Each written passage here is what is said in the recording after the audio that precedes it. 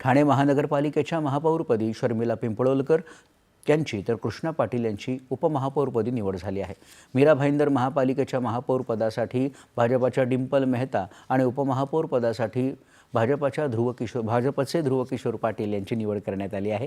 या निवडणुकीत डिंपल मेहता यांनी काँग्रेसच्या रुबीना शेख यांना पराभूत केलं आणि उपमहापौरपदासाठी ध्रुवकिशोर पाटील यांनी शिवसेनेच्या वंदना पाटील यांना पराभूत केलं।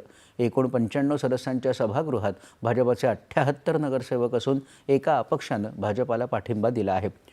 पुणे महापालिकेच्या महापौरपदासाठी भाजपाकडून मंजुषा नागपुरे आणि उपमहापौरपदी RPIचे परशुराम वाडेकर यांनी उमेदवारी अर्ज दाखल केले, तर महापौरपदासाठी काँग्रेसकडून अश्विनी लांडगे यांचा उमेदवारी अर्ज दाखल करण्यात आला आहे।